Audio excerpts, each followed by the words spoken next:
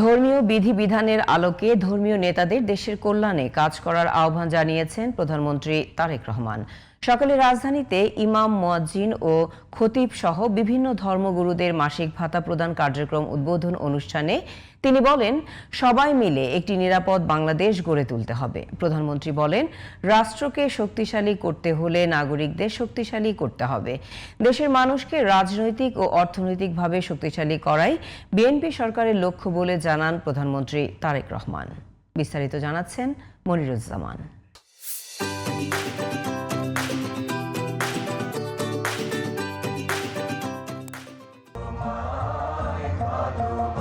বিএনপির নির্বাচনী প্রতিশ্রুতি বাস্তবায়নের অংশ হিসেবে শপথের 1 মাসের মাথায় ফ্যামিলি কার্ডের পর এবার মসজিদ, মন্দির, প্যাগোডা ও গির্জার ধর্মীয় নেতাদের মাসিক সম্মানী ভাতা চালু করেছে সরকার। শনিবার সকালে রাজধানীর ওসমানী স্মৃতি মিলনায়তনে ভাতা প্রদান কার্যক্রম উদ্বোধন করেন প্রধানমন্ত্রী তারেক রহমান। প্রাথমিকভাবে মসজিদ সহ সারা দেশের অন্যান্য ধর্মীয় উপাসনালয়ের 16,992 ধর্মগুরুকে দেয়া হয়েছে এই সম্মানী ভাতা। প্রধানমন্ত্রী বলেন, প্রাথমিকভাবে নির্বাচিতরা এই ভাতা পেলেও পর্যায়ক্রমে দেশের সব ধর্মীয় উপাসনালয়ের দায়িত্বশীলরা সম্মানী পাবেন।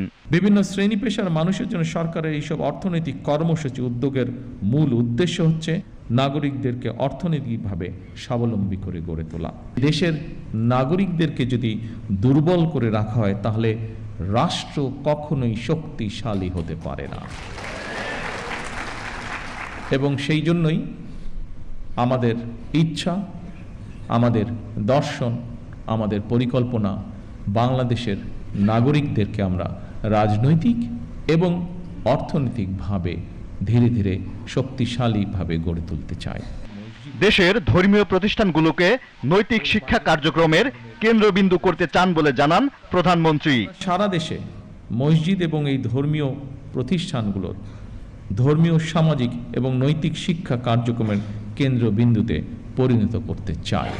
আপনারা কেউ মসজিদে কিংবা যার যার ধর্মীয় উপাসনালয় দায়িত্ব পালনের পাশাপাশি নিজেদেরকে বিভিন্ন অর্থনৈতিক, সামাজিক কর্মকাণ্ডে সম্পৃক্ত করতে চাইলে আপনাদের সেই উদ্যোগ বাস্তবায়নে সরকারের সর্বোচ্চ চেষ্টা থাকবে সহযোগিতা করার।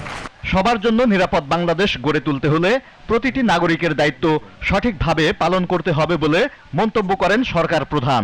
ধর্মীয় বিধিবিধানের আলোকেই আপনারা আপনাদের শিক্ষা, দীক্ষা ও যোগ্যতা এবং অভিজ্ঞতাকে কিভাবে আরও বেশি করে দেশ এবং জনগণের কল্যাণের প্রয়োগ করতে পারেন সেই চিন্তা এবং চেষ্টাও অব্যাহত রাখা অত্যন্ত জরুরি এই দেশের জন্য।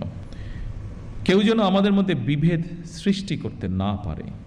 মুসলমান, হিন্দু, বৌদ্ধ, খ্রিস্টান আমরা সবাই মিলে ইনশাল্লাহ একটি শান্তিময়, শান্তিপূর্ণ বাংলাদেশ গড়ে তুলব একসাথে। এই কার্যক্রমে মসজিদের ইমাম 5,000, মুয়াজ্জিন ও খতিব যথাক্রমে 3 ও 2,000 করে টাকা পাবেন। অন্যান্য ধর্মের গুরুরা তাদের পদবি অনুযায়ী একই হারে সম্মানী পাবেন। Moniruzzaman, GTV news, Dhaka.